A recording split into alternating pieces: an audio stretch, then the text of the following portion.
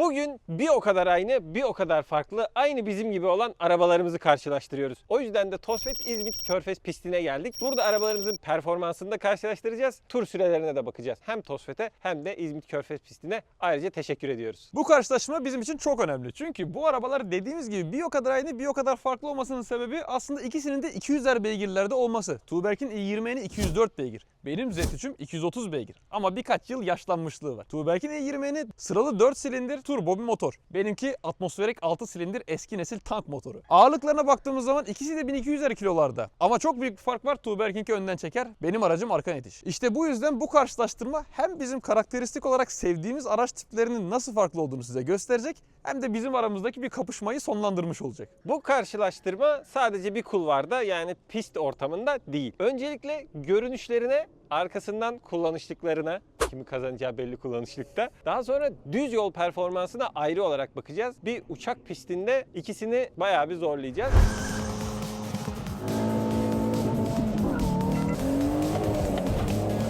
Peşinden uzun yolda ve şehir içindeki günlük kullanımı nasıl bakacağız ve pist sürelerimizi karşılaştırarak kazananı belirleyeceğiz. İlk olarak görünüşten başlayabiliriz bence. i20N ne diyorsun? İkisinin karakterleri bambaşka diyorum. İyi ya da kötü demiyorum. Yani burada neyse. i20N bence kötü görünmüyor. Ben Kötü. onu söyleyeyim. Ya kesinlikle farklı bir açısı var. Şirin Baba konsepti Mühendis bayağı Şirin. oturdu. Mühendis Şirin. Türkiye'de oldukça seviliyor aslında. Evet. Kullanıcı kitlesi fazla. Biraz zıpır bir araba. İşte kırmızı şeritler, siyah tavan, spoiler, egzoz bu kadar, jantlar büyük, kırmızı en logolu frenler falan. Zıpır bir araba. Yani ikisini karşılaştırırsak, zıpırlık Öyle çıkıyor. puanı versek Aynen. Ya bak, %20 falan olur. baktığın zaman eğlenceli bir araba olduğunu sana söylüyor. Aynen Yani öyle öyle. bir yapısı var. İlginç bir bilgi vereyim. Dilan'a, eşime gösterdiğim zaman arabayı ilk önce ben ona biraz şey dedim. Ya biraz Apache bir araba falan demiştim Tuğberk'in arabası için. Ama gördüğü zaman güzelmiş ya dedi. Mesela bence bir kadından bu tepkiyi alabiliyor olması bile bir artı puan sayılabilir. Yani çoğunlukla erkeklerden bu puanı alsalar. Yes. Jantlar bende 18, seninkilerden biraz daha büyük. Bir de pistte aramızı açacak belki yegane fark, bende Continental Sport Contact 7'ler var. O lastiklerin tam oyun alanı burası aslında. Sende Ultra kontaklar var, onlar uzun yol için. Onun haricinde de içine falan baktığımızda işte spor koltuklar var. Bildiğin Evet. gibi oyuncaklar fazla. Böyle işte ortada damalı bayrak şeklinde bir mavi logo olsun. Arkada bu sonradan takılmış gibi olan kanat olsun. Hepsi zıpırlıkları gösteriyor. Gel bir de arkadan devam ederek Z3'e geçelim. Şuradan da bakınca da Pikachu'ya benzeyen şöyle Z şeklinde Aynen. stopları var. Ama bunlar i20N'de standart stoplar değil mi? Hiçbir fark yok. Araba tek donanım, hepsi bu şekilde geliyor. Difüzör falan. Hepsi böyle. Sadece kanat var. Hayır, normali 20. Aynen, normali i20. i20'de böyle gelmiyor. Ha. Daha doğrusu opsiyonları Pardon, var. Bunun iyi. boşu var. Dolusunda bunlar geliyor. Ama kanat Ene özel kanat var. var. Difüzör diye tahmin Difüzör, ediyorum. egzoz flaplı. İşte bu kırmızı detaylar, jantlar, süspansiyon, şasi de farklı bu arada. 20 yerinden daha güçlendirme falan var. Ama görünüş olarak biraz daha Z3'ün yanında topalak. Evet, biraz yüksek de zaten yan yana durduklarında fark ediyorsunuz. Z3'ü bu arada tek başına bir fotoğrafta gördüğünüz zaman bu kadar ufak olduğunu hayal etmiyorsunuz. Şöyle yanına geldi. Yani gerçekten dev gibi duruyor her zaman. neredeyse beline geliyor. Abi şöyle, ben dürüst konuşacağım. Yani görünüş dediğin zaman seninki eğlenceli görünüyor ama ben bunu tercih ediyorum Jeremy Clarkson gibi. Yani gerçekten çok farklı bir görüntüsü olduğunu düşünüyorum ve genelde araba komünitesi bu konuda hemfikir. Araba komünitesi dışındaki insanlar değil. Çok çirkin bir araba olduğunu, özellikle arkadan Evet, şu arkası Albea mıydı? Albea'ya biraz benziyor. Yani o biraz ama yine de uzun kaput, geniş arka, araba çok farklı bir şey olduğunu gösteriyor bana sorarsan. ya kupe olduğu için evet, normal Z3 Cabrio'dan, Roadster'dan biraz daha farklı. Ama şuradaki detaylar, şu çamurlukların çıkışı hem önde hem arkada. Bir de sende tabii içeride kırmızı deri koltuklar var. Bu kırmızı deri koltuk benim kırmızı noktam.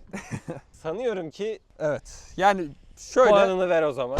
abi ben kendi arabam diye demiyorum. Puanımı buna veriyorum. BMW'ye. Bu arada kuralımız şöyle: ikimiz de her kategoride puan veriyoruz. Kazanan araba 1, diğeri 0 puan almış oluyor. Yani seninki bir ikon, benimki de güncel bir kült demeyeyim de güncel arabalar içinde bir yeri Bence var. şöyle bir puan verebilirsin. Seninki 30 yaşına geldiği zaman böyle olacak mı?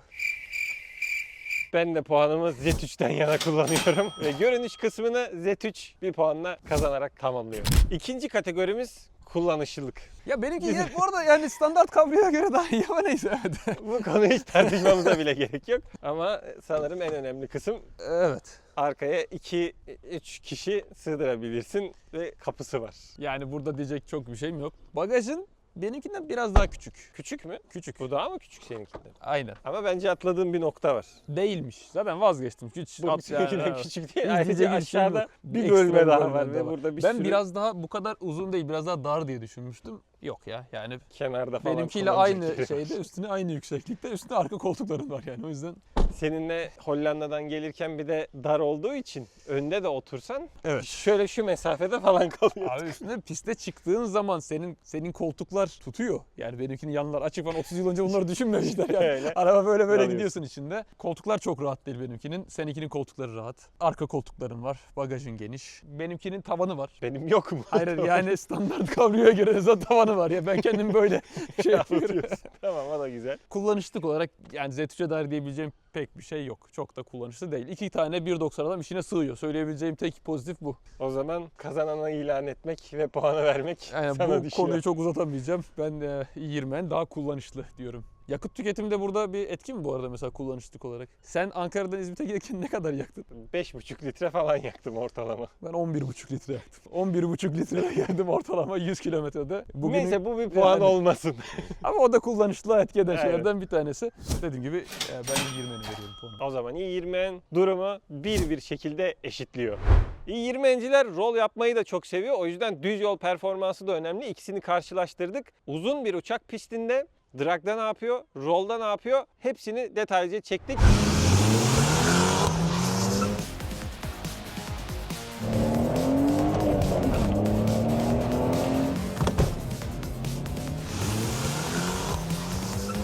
Muhacem daha iyi kalktı.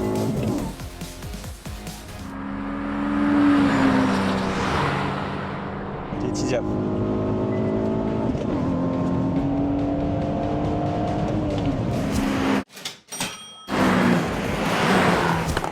Siz bunu izliyorsunuz ama uzun halinde Uz Medya kanalında, Oğuzhan'ın kanalında her detayıyla izleyebilirsiniz.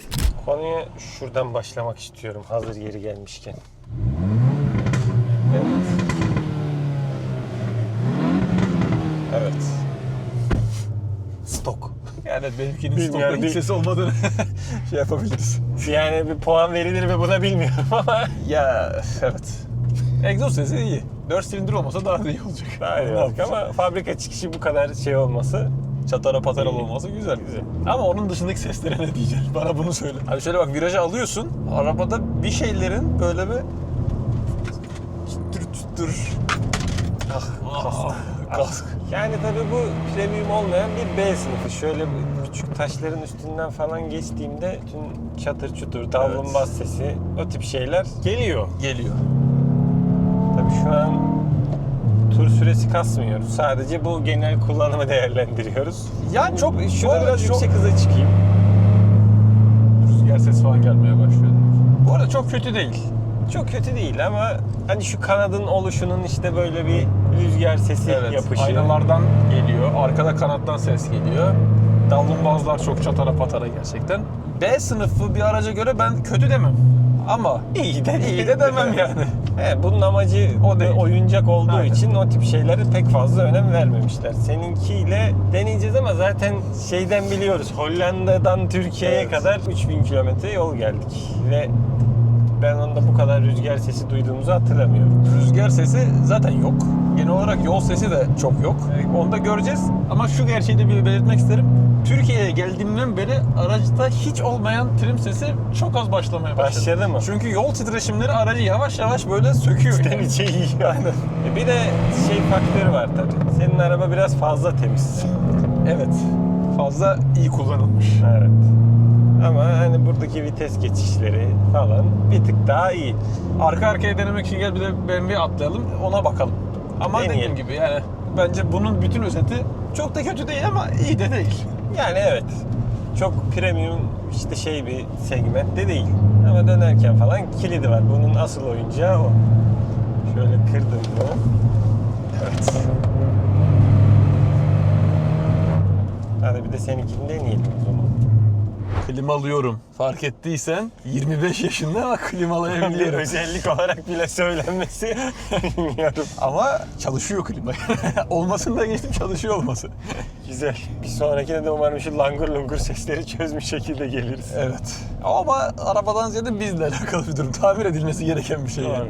Evet, bunda çatır çutur sesler geliyor da çok daha az geliyor, dolu dolu. Biraz daha oturaklı hissettirdi. Daha kesin oturaklı yani şu körblerin üstünden geçerken falan rahat.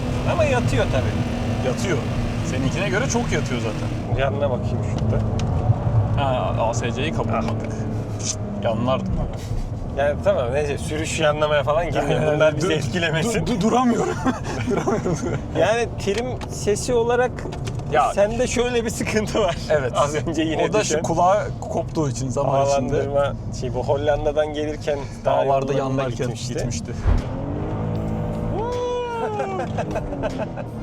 Abi sana küçük bir hediye. Allah! Havalandırma ızgaran çıktı. Şu camındaki Çatlak çatlağı saymıyorum. O O da Alman otobanlarında gitmiştir. gelen bir şey. Ama hani trim sesiydi, ıvırdı zıvırdı ya. Ama Araba- Türkiye'deki BMW'lerde bu kadar şey yok. Seninki biraz Avrupa oluşunun da bir etkisi var. Az Kullanılan- yıpranmış, az hırpalanmış biraz. Ama şuralardan falan hiçbir yerden ses gelmiyor. Bak burada da köprüden geçiyoruz. Çıtır çıtır etmiyor.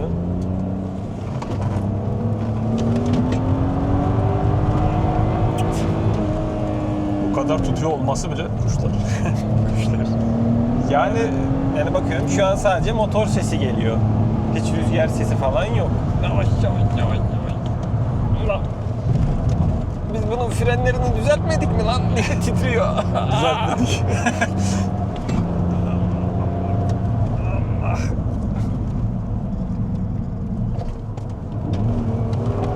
Tokatla BMW'ci. Allah. Şöyle. Neyse dur. Konumuza geri dönelim. Tamam, Dönemiyorum. yavaşlıyorum biraz. Tamam. Evet. Abi bak şu freni halletmemiz gerekiyor. Bugün de beni baltalayacak şeylerden biri de bu.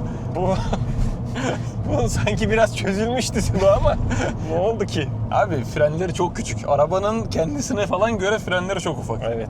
Evet, toparlayacak olursak o zaman.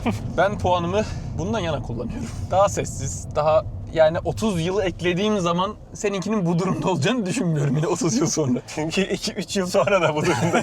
O yüzden ben de puanımı kalite ve hani sağlamlık altyapı sağlamlığı değil de böyle görünüş sağlamlığı NVH olarak. denir mühendislikte. Aynen. Ney? Noise, Vibration, Harshness. Harshness. Bu daha iyi. Ama Evet. dediğim gibi bu çok iyi bir örnek olduğu için başka birine getirsek muhtemelen eşit Biraz daha bölebilirdim. evet. Ben Bu da de 2-2 yapıyor istiyorum. durumu. o zaman. Evet. Tiebreaker pist olacak. Aynen öyle. Hadi bakalım. Kapışalım. Evet abi bütün BMW'cilerin yaşamak zorunda olduğu bir durumu yaparken biraz yağ ekleme gerekiyor Mesela arabaya. buradan puan kırmalıyız bence. Abi yanında bulundurduğun sürece kıracak bir şey yok yani. Bagajında bir tane bulunduracaksın. Bir kere seninkinin kaputu hidrolikli mi? Değil ama açmıyorum. Yani kaç yıl? 30 yıl önce yani. Ama açmıyorum. Yavaş aman. Şimdi böyle biraz yağda azalma hissiyatları gelmeye başladı. Aslında yağ az değil muhtemelen de pistte yattıkça araba böyle o yağ süzülüyor sağa sola biraz sallanıyor biraz ekleyeceğiz. Bu sırada da sen kurallarımızı açıkla abi. Evet, şimdi tur süresinde şunu elimine etmek istiyoruz. Sürücü farkını elimine etmek istiyoruz. O yüzden herkes hem kendi arabasında hem diğer arabada önce bir tur ısınma, sonra 2 tane de hot lap yani tur süresi atacak. Burada şunu da görmüş olacağız. Hem hangi araba daha hızlı hem hangi şoför daha hızlı onu da görmüş olacağız. Senin Bu- arabanda rev match var. Neyse buraya Rev match girmeyeceğim. var. Evet, bu tabii büyük bir avantaj. İkimizin arabada manuel. Şimdi bugün hava biraz serin. Bir de aradaki en büyük fark frenler ve lastikler. Sende ultra kontaklar var. Onlar hani biraz daha uzun ömürlü yol lastiği. Bende sport kontaklar var. Onlar da yol lastiği ama yeri burası. Aynen. Yeri burası ama şöyle bir fark var. Çok fazla tur attıktan sonra son tura senin lastiğin kalacak mı? Çünkü o lastiklerin erimesi de çok daha hızlı buna göre işte. Evet. Tabii Doğacan benim lastiklere hiç acımayacağı için. Öyle ufak bir şey var. Bir de frende ciddi bir fark var. Tam hatırlamıyorum ama bayağı büyük fren diskleriyle geliyor. Bir de ben balataları yeni değiştirdim. Ya benim hem diskler küçük hem de sağ ön disk otobanda hızlı gaz yavaşladığımız ve yağmur yağdığı için yamuldu. Yani gaza basıp frene basınca böyle titriyorum. Ki işte öyle dertlerimiz var ama bunlar birer bahane değil. Burası er meydanı. Aynen Hızlı öyle. olan kazanır. Hadi bakalım. Görelim.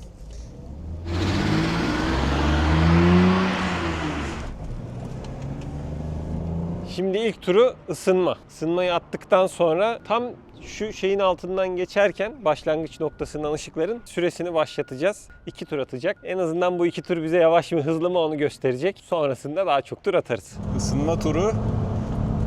Finish çizgisinden geçer geçmez başlayacağım.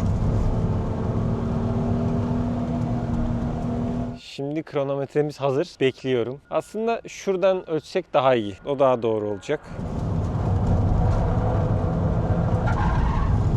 Başladım. Ah, başlayamadım. Basamadım. Neyse, bir tur daha atsın.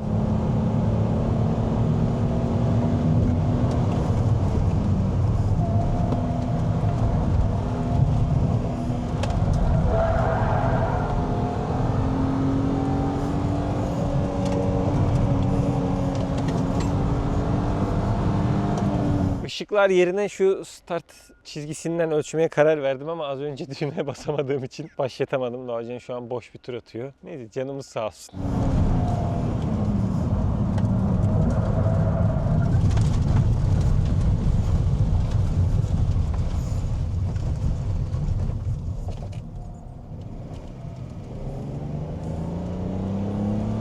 Arabası o kadar sessiz ki nerede olduğunu da anlayamıyorum.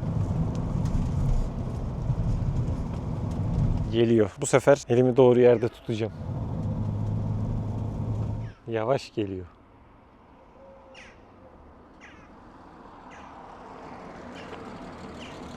Niye yavaş geldin lan? Komple pistten çıktım. Senden bir geri başlama izni istiyorum. Ben de zaten kronometreyi başlatmayı beceremedim. O yüzden olur. Bildiğin vitese takamadım, sonra komple çıktı. Nerede çıktın ya? Bir şey yok değil mi? Pirelli'nin orada full çimene çıktım, geri girdim. Bir şey var mı bak. Yani gözükmüyor. Olsa da önemli değil. Yapıştır. Evet tamam, ısınma sonra başlıyorum. Evet, şeyden karar değiştirdim. Şu çizgiden başlatacağım. Orası daha güzel görebiliyorum. Tamam. Hadi.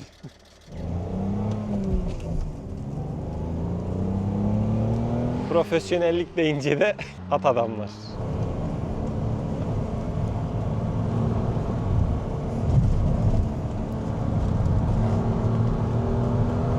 Hırsına yenik düşmüş belli ki. Zaten gelmesi uzun sürdü. Belliydi bir şey oldu.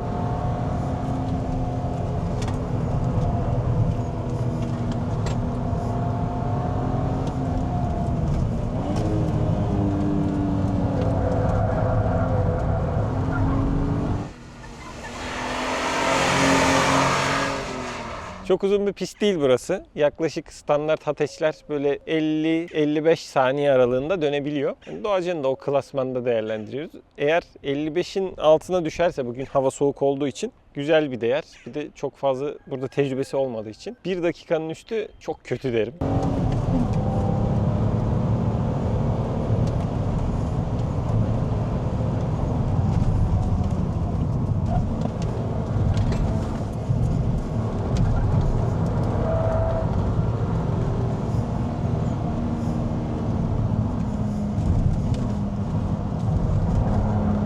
Geliyor. Bu sefer umuyorum ki sorun yok. Biraz yanlıyor.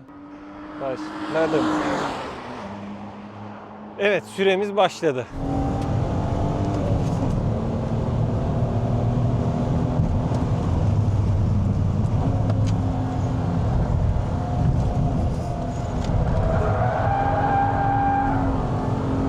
Burası çoğunlukla sağa dönüyor ve şikanlardan oluşuyor. Kesiyorsunuz. Pirelli virajı arkada. Pirelli virajı buranın en yavaş virajı. Orayı bayağı bir yavaş dönüp içeriden almak gerekiyor.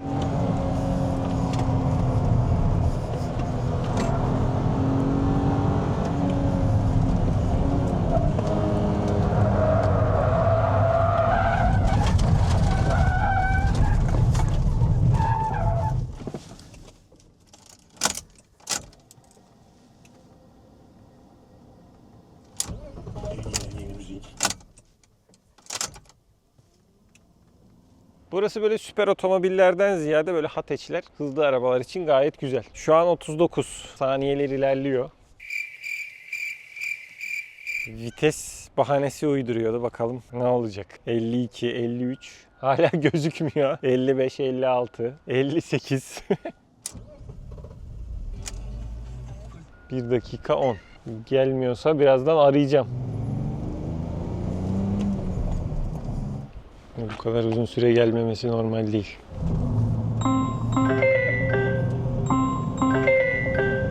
açmadı ama bir şey olduğu belli. Kronometremiz devam ediyor. 1.46-48 ama yavaş geliyor. Yani yine de ölçmüş olayım. 1.53. Spin attım. Nasıl becerdin? Yanlayamadın da nasıl becerdin? Allah. Aynı viraj. Birebir. Pirelli'ye girdim. Çıkamadım. Arka teker şeye girdi. Şimdi bir şey var mı? Bu taraftan yok. Bir de buradan gör.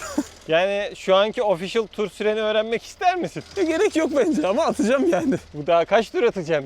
Kuralları niye koyduk? Burada hiçbir şey yok harbiden. Diğer tarafta var. Kirlettin mi sadece? Kirlettim bence. Şey oldu bir anda yağ kırmızı ışık verdi spin atınca. Herhalde dönünce çevrildi mi? Sonra çalıştıramadım. Sonra çalıştı. Ama toz dumanı görmedin. Duymadınız mı? Yok, bir şey gelmedi hiç. Bir 10 saniye daha gelmesen ama çıkıp gelecektim. Dedim herhalde patladı. Patladım. Ama yani boş yerdi. Biraz çim biçtiğim belli oluyor diye düşünüyorum şuradan. Şey yok ya, kirlenmiş. İyi, o zaman devam. Devam. Bir tur hakkım kaldı. Sen at, üst üste 2 tane at. Ben ayarlayacağım burada, sen yap.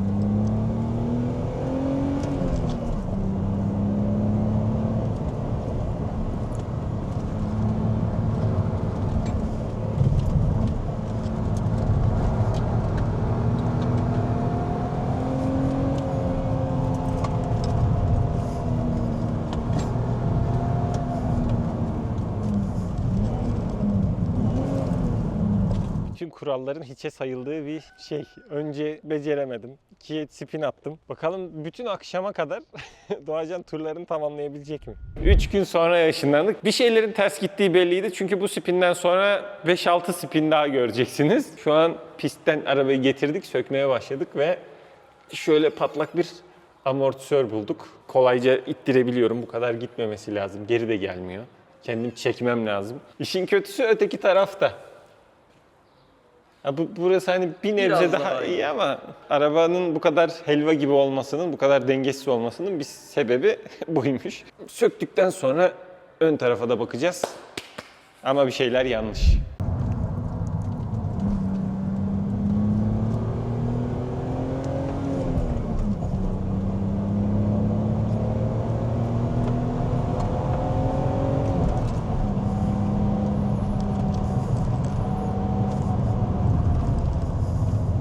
Az önceki tur süresi de bu arada 1.34 sayarsak. Eğer gün içinde başka atamaz arabası falan bozulursa bu da kayıtlara geçsin.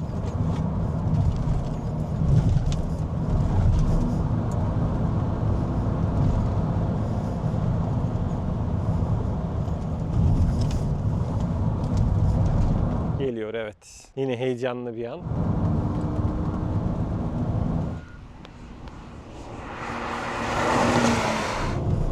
Bu sefer temiz çıktı. Süremiz başladı.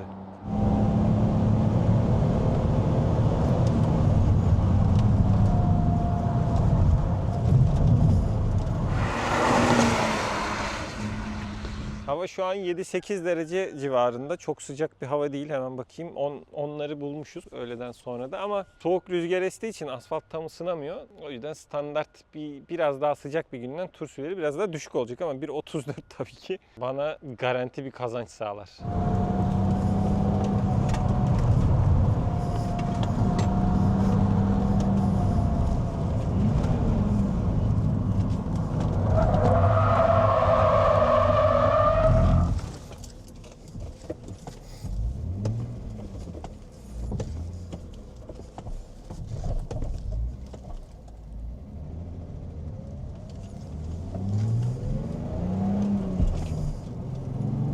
Üçüncü saniyedeyiz. 45. Henüz gözükmüyor. 50'lere düşmek için şu an görmem lazımdı. 51. Yine mi kaza yaptı ya bu? 56. Yine gözükmüyor.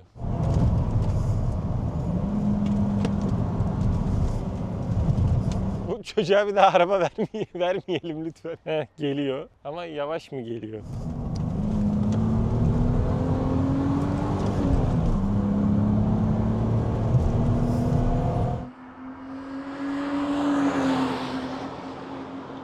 ...1.19 ilk turu. Umuyorum ki bir sorun çıkmıştır. Yani havanın şeyiyle birlikte hadi birin üstüne de çıkması tamam ama bilemedim.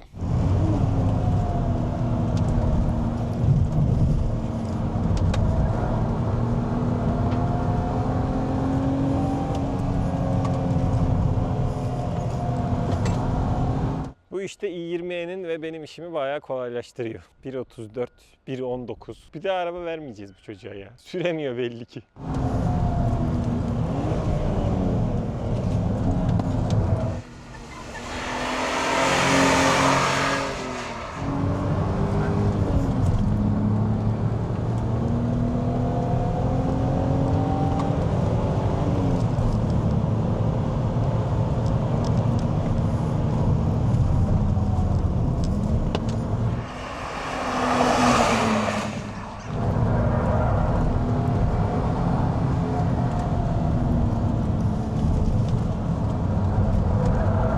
Geliyor.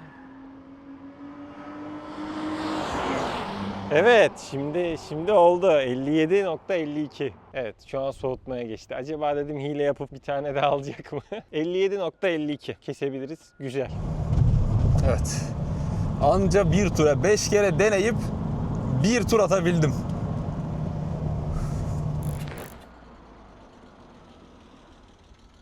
Beş kere deneyip bir tur atmayı Tek başardım. temiz turunu tamamladın sanırım. Aynen. Tek temiz tur. 2 spin. Süreni söylemiyorum. Söyleme. Sonda karşılaştırırız. Tamam. Sıra sende. Bütün oyuncaklarını getirmiş. Biliyorsun yarışmak ciddi bir iştir. Ve benim ellerim çok terler. Yani muhtemelen beni geçeceksin. Bir kere her şeyi geçtim, benim bir haddim var. Yani O abi benim bir suçum. şey Yani diyeyim mi? bu bir bahane değil. O son temiz turun beklediğimden daha iyiydi. Söylemeyeceğim Bana zamanla 2 tur ama. daha versen bence onu iyileştiririm ama yani kurallar kurallardır. Zaten kuralları yeterince ezmettim deyip sana yol veriyorum. Şu kapımı kapatabilir mi biri? Tabii. Haydi sağlıcakla. Haydi bakalım. Evet, en son buraya geldiğimde ben de son düzlükte hırslarıma yenilerek yüzlüğe çıkan son virajda yani yoldan çıkmıştım. Ah! Ah! O yüzden bugün onu yaşamak istemiyorum. Bahane üretecek bir şeyim de yok. Yani arabayı 3 kere ben spin attırdım. Bu sadece gerçekten zorladığım için artı yeteneksizliğimin birleşimi ama bakalım Tuğberk ne yapacak. Tuğberk'te rev match var. Dediğim gibi bu bahane değil. Ama o benim için çok daha kolaylaştırır işimi çünkü ne yalan söyleyeyim işte vites düşürme konusunda Hilanto için çok pedalların mesafesi ayrık. 2 kere Hilanto'yu düzgün yapamayıp işte spin attık. Bakalım başlasın Tuğberk Efendi ne yapacak? Yaptığım değişikliklerden bir tanesi direksiyonu bir tık hafife aldım. Sport Plus'ta değil de Sport'ta. Şimdi şöyle lastiklerimizi ısıtalım. Sakin olmam lazım. Ağacının zaten öyle bir ahım şahım bir süresi yok.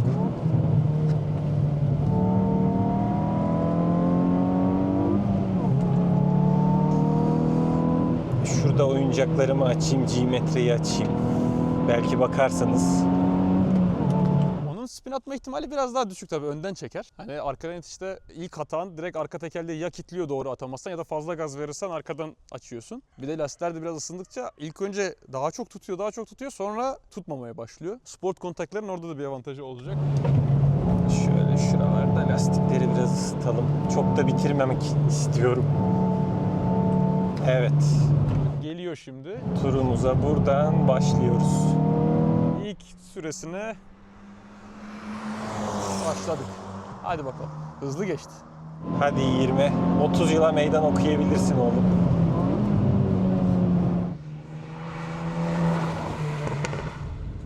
Tuğberk'in dediğine göre 1 dakikanın altı iyi bir süre. Tuğberk'i zorlamak için çok daha iyi yapmam gerekiyor. Göreceğiz. Bir de frenler gerçekten çok baltaladı beni ya. Yani frene basınca hiç durmuyordum.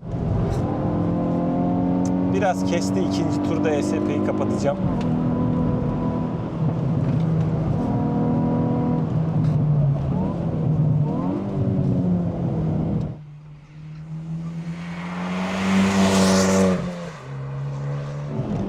Hatta şimdi kapatacağım.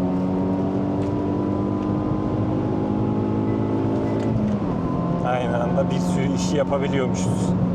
Ses geliyor arkadan.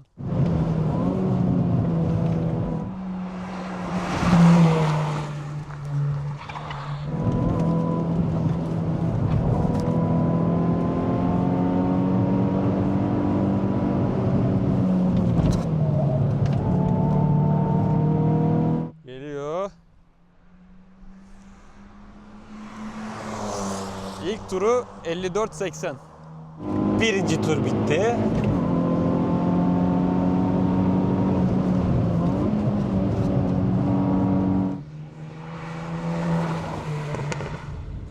ESP'yi kapatınca kilit çok daha iyi çalışıyor. ESP kesiyor.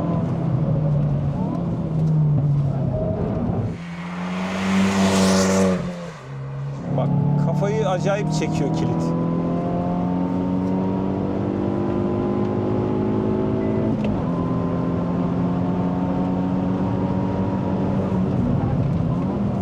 Evet, şimdi arkaya geldi. Bu turu biraz daha kötü sanki ama emin de değilim.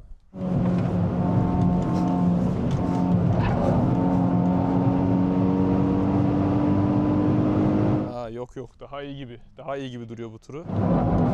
Hayır. Ulan yine aynı yedim ya. Ah. Ama evet. İlginç şekilde bu tur daha iyi. 54-19.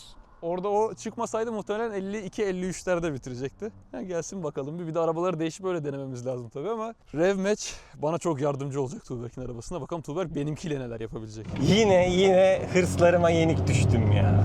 Ya belli ki ikimiz de kolsuzuz ya. Çok da iyi gidiyordum oraya kadar. Anladım bir hızlı girdiğimi. Kilitledim, çeker beni, güvenirim. Yani bak, şurayı keseceksin. Freni koy, içeri at. Bunu öğren artık. Yani bence benim de bir tur daha hakkım olmalı. İstiyorsan. Şurada çıktım yine ya. Bu benim kaderim. Ben bu hakkı sana veriyorum çünkü ben aldım. İstiyorsan Tamam, o zaman bir ısınma, bir hot lap daha atabilirsin. anlaştık. Ya da 2 hot lap atacaksın, 2 at ama. Neyse, lastikleri de bitirmek istemiyorum ya. Bakayım. Evet. Evet, bitiyor. Söyleyeyim. O zaman ben bir ısınma, bir hot lap atayım. Hadi bir ısınma, bir hot lap at bakalım.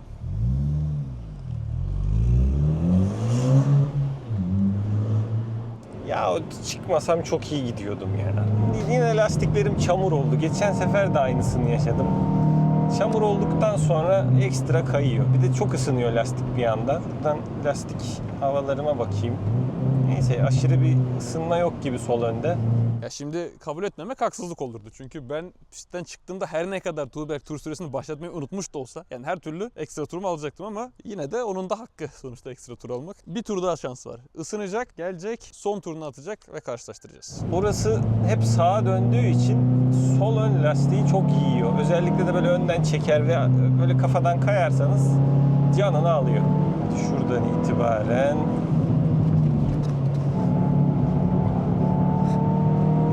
süremiz başlar. Başladı.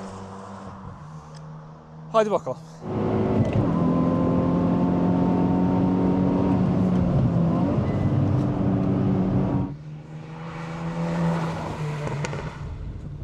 Yani şimdi ona söylesem zaten daha çok gaza gelecekti. Dediğim gibi şurada hata yapmasa o 53'lere 52'lere inecekti. Onu zorluyor. Benim kendi adıma da tahminimi söyleyeyim ben. Tuğberk beklediğinden daha iyi attın dediğine göre 58 falan. Böyle Anıl'ın yüzüne bakıyorum, bir şey söyleyecek ama hiç çaktırmıyor Anıl'da hiç. Ben 58 falan tahmin ediyorum. Artık Tuğberk'ten gelince öğreneceğiz.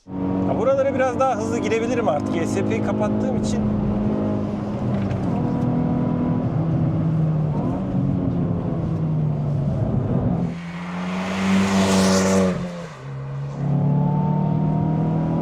Kilitle biraz daha döndürebiliyorum.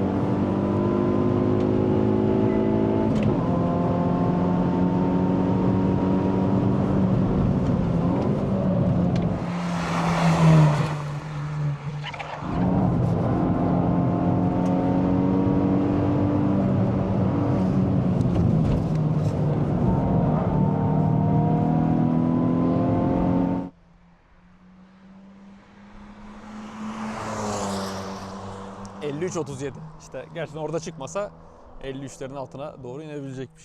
Şimdi yüzüme vuracak ya. Neyse, yapacak bir şey yok. Hatalarımızla yüzleşmemiz gerekiyor. Biz de yüzleşeceğiz artık. Bir tur daha atacağım madem bu hakkım var.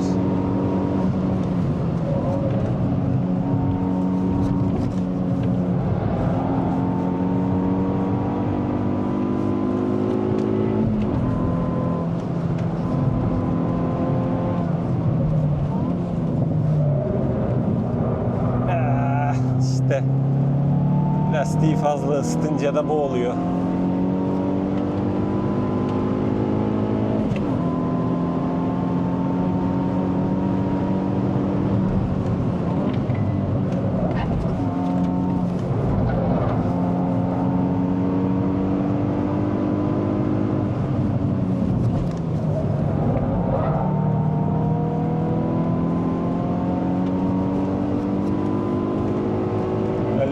kafa hareketi gördüm. Olmadı diye. Bu arada Tuğberk bir tur dedi. 2 tur attı. Galiba son turu iyi olduğunu fark etti. Girmedi pite. Ben de biliyordum böyle bir şey yapacağını, durdurmamıştım. O yüzden son turu 52.79. Ha, bunu saymayacağım. Ama bir önemi olacağını da düşünmüyorum yani. Doğacan'dan.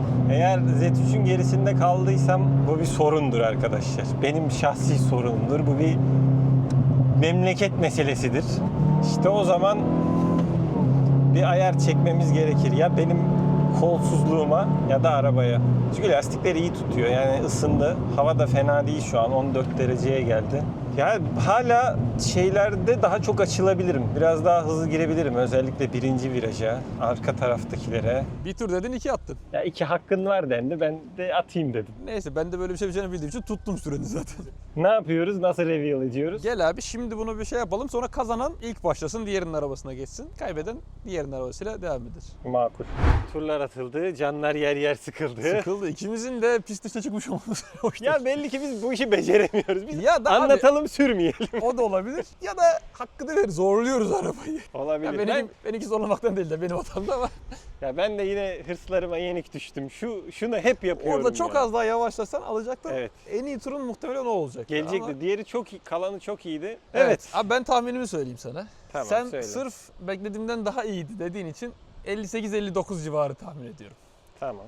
Sen kendi tahminini söyle. Vallahi ben de emin değilim ama 56'lar diyorum. 56-57 diyorum. Tamam. Önce sen benimkini bir söyle bakalım. Ben kaç yapmışım? Abi şöyle hemen açıyorum. İlk başladığında Evet. 2 dakikalar falan da o spin Ya attıkların. orada onları araba çalışmadı geçiyorum. falan, yağ gitmediği için. Sonra spinin oldu. 1.34 falan. Öyle bir Spinle şey. 1.34 yine iyiymiş yani. Spinli miydi ondan sonraki bilmiyorum. O kadar Spinliydi. çok Abi benim hata yaptın ki. yani hot lap'im iyi olmayan hepsi spinliydi.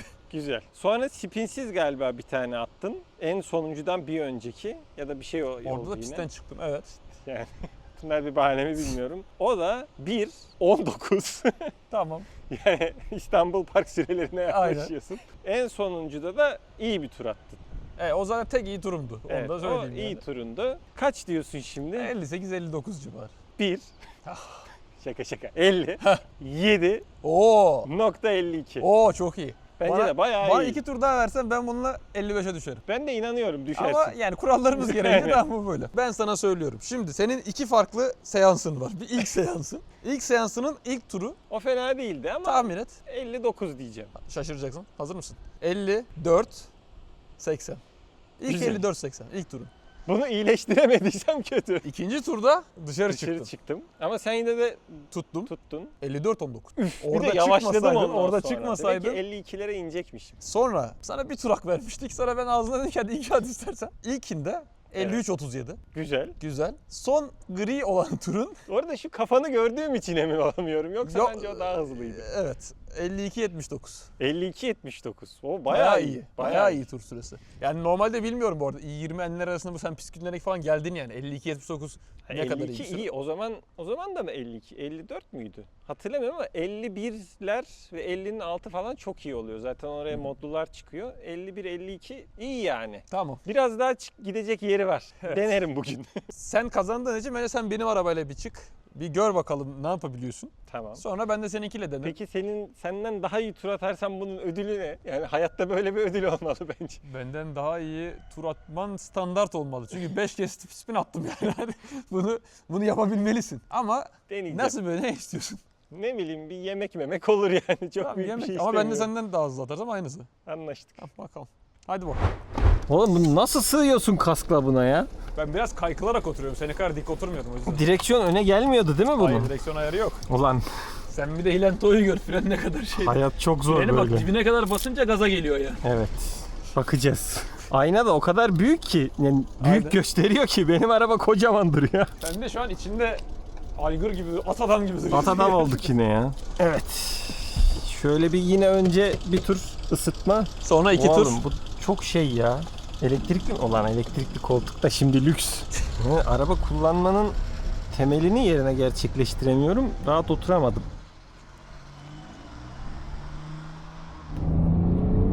Burada 3. vites yer herhalde.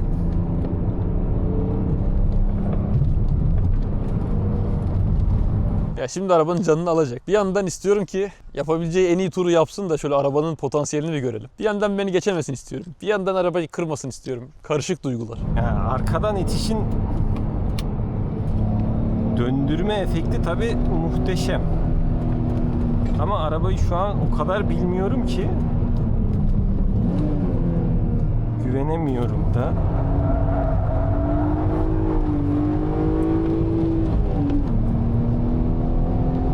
Ama ya arkadan itiş tabii başka bir dünya.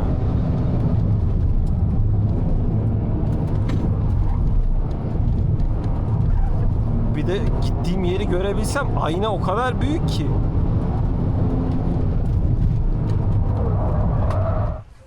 Geldi. Hadi bakalım. Bak yanlaya yanlaya çıkıyor ya.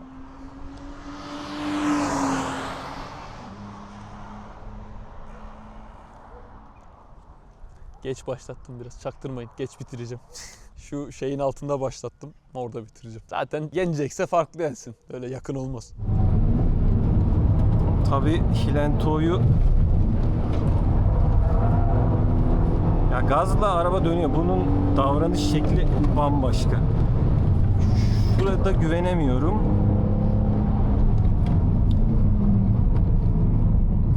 Ah!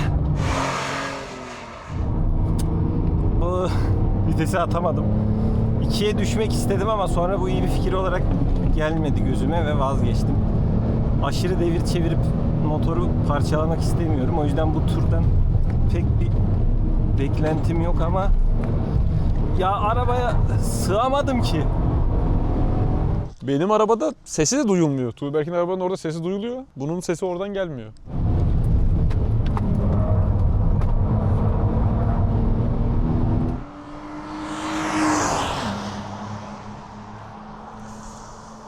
...56. Ama ben de hissetmiştim. Bir 2 saniye çıkarı vardı yani.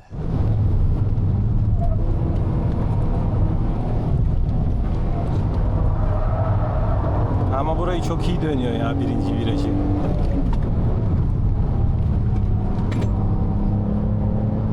Şurada. Bak frenle. Frenle de arkası geliyor ya. Bunun dinamikleri daha iyi. Ama dinamikleri kontrol edemiyorum. Kafam bir yerde. Bacağım sığmıyor.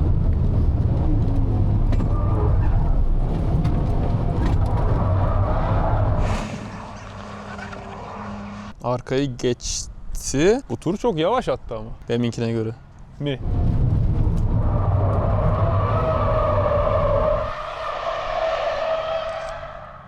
Kendi arabanı böyle görmek. Mini bir spin. İyi gidiyordum be. Abi spin attın. İki turun birinde spin attın. Evet. Evet. İyi gidiyorduk gibi bilmiyorum. Fena değildi ama çok da iyi değildi yani. Üzüleceğin... Yani kontrol edemiyorum bu arabayı. Ben de- Potansiyeli çok ama kafam sığmıyor, göremiyorum, bacağım çarpıyor falan gibi bir sürü Ben de bahanem aynı şeyi var. hissetmiştim ya. Özellikle virajlarda ve downshiftlerde böyle bir şey yapamıyoruz. Elin ayağın birbirine karışıyor. Galiba vites aralıklarının da bir etkisi var. Böyle bir çok garip yerlerde vites takman gerekiyor. Şey olmuyor yani 4'e çıkarıyorsun anında frene asılıp 3'e inmen gerekiyor. Bir de frende de arkası geliyor. Trail braking Aynen. yapamıyorsun. Aynen, Gel frenin gel arkası yanıma. geliyor. Bu konuşmayı burada da yapabiliriz bence. Hadi bir turda öyle atayım. Hadi bir turda sahibiyle atalım. Süre tutayım mı yoksa Ya eğleniriz. Evet. Hararet falan yok ama değil mi? Hararet düzgün, benzin azalıyor olması gerektiği Evet. gibi.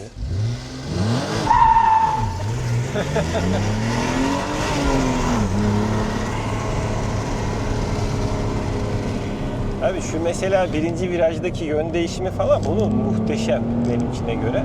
Öyle mi? Çok iyi. Burayı diyorsun. Yani şundan sonra sağa dönüyoruz ya. Aha. Mesela burada benimki kafadan açılıyor bak bu Ha, arkadan, dönüyor. evet. ASC. Burada biraz korkuyorum bununla. Aha. Tapa gaz gelemedim. Ben burada işte 2'ye mi atıyorsun burada? 2'ye atıyorum. Senin kadar yavaşlamıyorum. O yüzden kilitliyor galiba Ya arkayı. burayı 3 ile yavaş bir şekilde dönebilirsin herhalde. Ben bir 2 bir 3 denedim ama ya vites atmak dediğin gibi kolay sığamadığım için G yerken zor.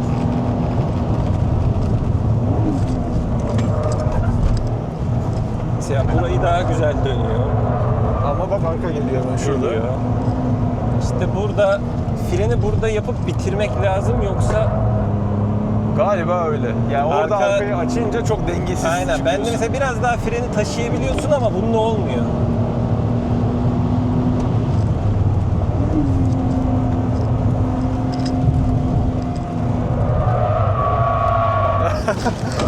Lastiğin canı bitti.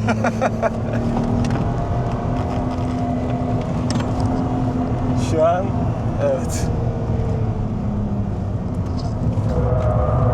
Şu an yağlama moduna geçti araba galiba artık. artık biraz fazla ısındı belli. Üzüldü lastik, spin üstüne, spin üstüne.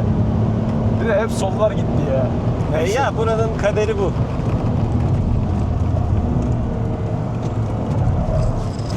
Allah. Bu drift sayılmaz ama yani bu kontrolü kaybetmek. Ya bu mecbur şeyini bozarak. Pardon abi. Abi bu Ama- araba bugünkü 6. spinini atıyor artık. Gir istersen şurada. Artık giriyorum, evet. Ya uyarsana, geçti, bu yine geçti. Ya döne döne bir hal olduk. Ama neyse Ya abi biz- biraz rahatladım. Yani tek başıma ya ikimiz birden yeteneksiziz Evet, ikimiz de kolsuzuz. ya da araba zor bir araba. Biraz pistte. bence lastikler ısındı. Biraz basınçları fazla. Yani arabada şey olmadığı için Yani tabii sensör ölçemiyoruz. aslında ben Kaça 2-3 kadar piyasa indirdin? indirdim. Kaç indirdin? Arkalar 31 şu an. 35 falan normalde. Önlerde 29 mu? Yani biraz daha bence şu an indirmek lazım. Çok ısındı, üzüldüler. Tamam mıyız? Bir tur ısınma, 2 tur hatla. Aynen.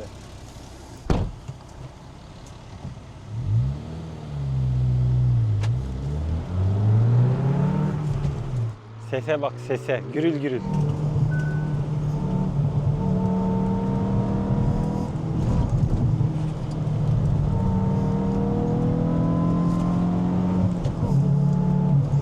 Yani umuyorum ki Doğacan benim arabayla benden daha iyi süre atmaz. O zaman kalbim biraz kırılır.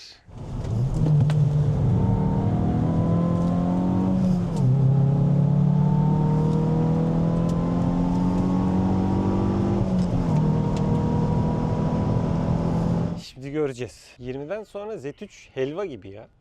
Sığamıyorsun, her şey çok zor. Biraz daha ufak insanlar içinmiş.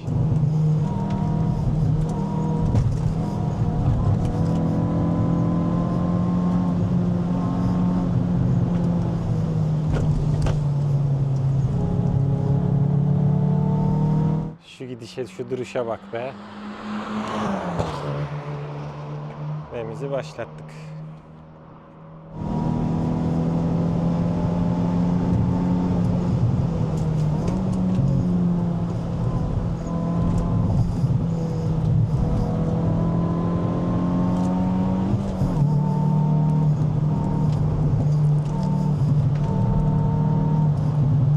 Çıkışı bile daha temizdi.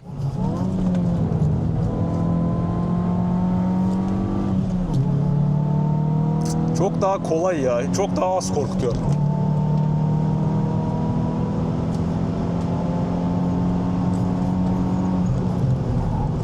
Geliyor. Kaza yapmadı. İyi işaret. Şu an 43. saniyede.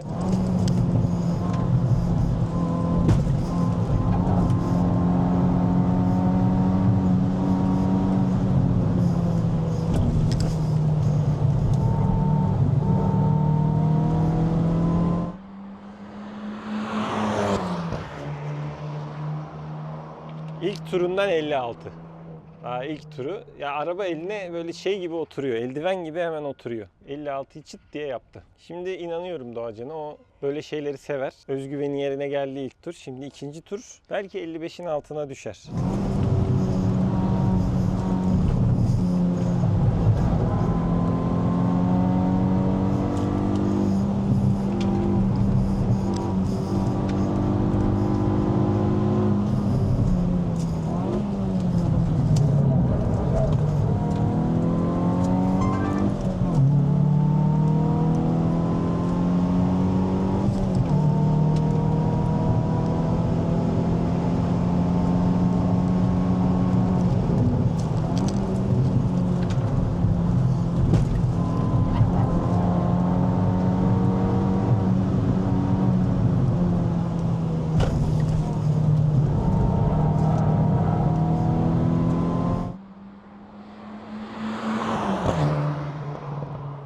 ...55-27. 55-27. Hemen tıkır tıkır tıkır süreler inmeye başlıyor işte. Bu arabanın güzelliği bu. Kolay kullanımlı. Fena değildi. Fena değildi. Muhtemelen Tuğberk'ten daha hızlı değilim. Hatalı yaptığım birkaç yer var. Bana bu arabayla birkaç tur verirsen daha da bir 1-2 saniyesi çıkar yani. Ama kesinlikle ve kesinlikle benim arabamdan Z3'ten çok daha kolay. Yani mesela piste çıkmak için araba almak istiyorum diyen bir insanın i20N tercih etmesi bir Z3 tercih etmesinden kat ve kat ve kat daha iyi. Z3'ün olayı görüntü, biraz daha retro, biraz daha hissi. Ya ben yolda giderken güzel hissettiğim. Biraz da Grand Tourer yani onu hissediyorsun. Bu kesinlikle öyle değil. Bu çok pist odaklı gerçekten. Üstündeki sport kontakları kesinlikle hissediyorsun. Yani bu kadar kafadan kayması gereken bir araba o lastikler sayesinde inanılmaz tutuyor. O da benim lastiklere göre büyük bir avantaj. Zaten demin Tuğberk'le çıkarken işte daha videonun başında bahsettiğim ultra kontaklar ısındıkça bir noktada bırakmaya başlayacak. Tasarımı gereği öyle bu arada. Onu gördük birlikte çıktığımızda. Kaskını al gel bir de ben seni çıkarayım. Ne diyorsun abi? Yani benim gözlemim daha şuradaki ilk çıkışından bu arabayla daha bir özgüvenli gittiğin yönünde. Abi acayip özgüvenli. Kendim tur atarken de aynısını söyledim. Hiçbir şey olmasa bak her şeyini geçtim. His farkı var. Bu arabada dönüyor. Yani seni zorlamalarına daha tahammüllü. Evet. Dediğin gibi dönüyor. ve Arkanın kontrol edecek geldiğinde alanın var. frenler kesinlikle çok büyük bir etki. Yani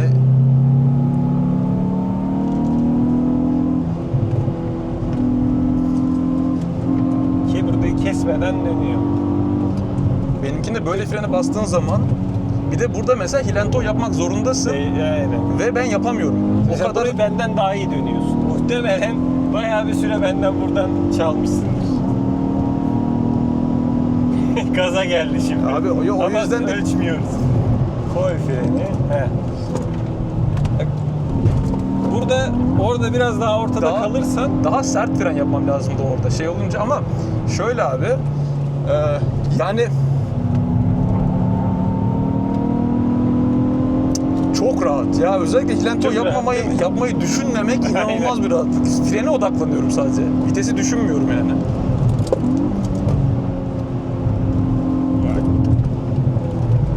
hop. Gidiyorsun sadece. Basit. Aynen. Geldin. İlginç bir teknik. 3'ü kullanmadan 4'ten 2 ama burayı çok daha iyi dönüyorsun benden söyleyeyim yani. Vallahi bilemiyorum onu. Elin alışsa düşüreceksin demek ki bayağı. Ama şurayı ortadan dönmen lazım. Kal, ortada kal. Ha, fren, sağa yanaşma. Odağın ikinci çünkü. Allah. Burada biraz yavaşlıyorum çünkü senin o Evet. çıkışını bir daha yapmak istemiyorum yani. Muhtemelen Ama zaten daha iyi limiti dönüyorsun. bu. Bu arada bu bayağı iyi bir tur süresiydi. Ha, Ben sana bence şunu de. söyleyeyim. Keşke Belki şuradan kameradan ölseydim. görebiliriz ama kameram çekiyor mu hala bilmiyorum. Neyse Abi soğutayım arabayı. şuradan oka basıp yani bunun işi bu. Şöyle basarak kendin başlatabilirsin istersen. Deneyeyim istiyorsan bir tur. Dene. Süre. Tamam, bu ısınma şeyi orada geçerken başlayayım. O ne hangisine basınca başlıyor? Şu oka basınca Ona. üstüne basınca şey yapıyor. Ha. Turu sıfırlıyor. Bir başlamada bir bitişte yapman lazım. Tabii tamam. Şu an o turdayım tamam. Bir kere basacağım. Şeydeyken. Şöyle hold okey to reset diyor. Sıfırladık. Başlayınca Başlarken basacağım. şuna basacağım sonra. Evet. Ama çok yani yine tek başımayken söyledim. Abi ben piste gideceğim. Elinde bir imkan var. Diyelim ki bu iki arabadan birini alacaksın. Tamam piste gideceğim diyorsan hiç düşünecek bir şey yok ya. Direkt Evet, bunu alıyorsun al yani. git.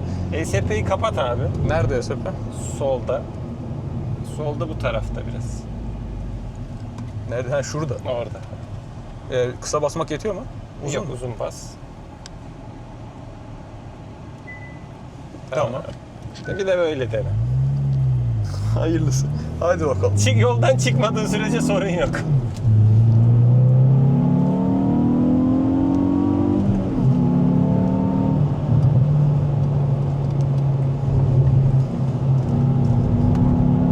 Farkı hissediyor musun? Abi çok iyi ya. Yani Çat! ay tur süresini başlatmadan. Lan lanet olsun. Neyse yavaş tur atayım bir tane. Allah. Allah. Neyse bizim bu arada şeyden de alabilirim. Kameradan tur süresini alabiliriz. Evet. Burada 4'ten direkt 2'ye atman ilginç bir teknik. Abi frene yeterince asılırsan 3'ün çok bir anlamı yok yani. Ne yapacaksın ki Doğru. orada? Biz böyle boş boşuna Doğru. zaman kaybı yani. Evet, şimdi abi. Abi bana Sana puanları kategorilerle tur söylüyorum. sürelerimizi konuşmadık daha. Dur. Bu arabayla sen benim Sen kendi arabamla. arabandan daha iyi yaptın o arabada, onu söyleyeyim. Abi ama o net. O net.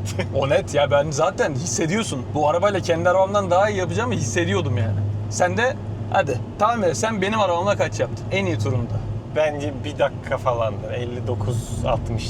İyiydi. Tamam iyiydi. 56.00 tam. 56-00.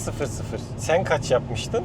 Ben 58 yapmıştım. 2 saniyem var ama dediğim gibi ben bir hot lap yapabildim. Açıkçası çıkarılacak 2 saniye var ve bunun sebebi de o araba daha zor olduğu için. Ya 10 kere denesem birinde iyi çıkarabilirsin yani ama Aynen. şey diye ortalama ölçsek mesela yani yine kötü çıkacak. O böyle yani şasi olarak daha farklı ama işte kullanması zor. Ben bununla kaç yaptım? Tahminimi söyleyeyim mi sana? Söyle abi. Abi ben 56.8 diyorum. Sana şöyle diyeyim. Daha ilk çıktığın anda söylediğinden daha iyi yaptın. Öyle mi? Özgüven böyle bir şey işte, Aa, arabanın sana Abi verdiği özgüven. inanılmaz. Yani hiç benim arabamda gerçekten korkuyordum ya. Harbiden Evet, ne korkuyordum yapacağı yani. belli değil. Aynen. Kaç yaptın? İlk seferinde 56.14. Bayağı iyi. İkinci tur daha yani arabaya alışma sürecin bile bitmemişken 55.27. Abi sevindim. Abi tebrik Ben de ediyorum. seni tebrik ediyorum. Yine de zaten i20 yarışları kazandı. Yani Z3'ten pistte açık ara daha hızlı. En azından bu pistte.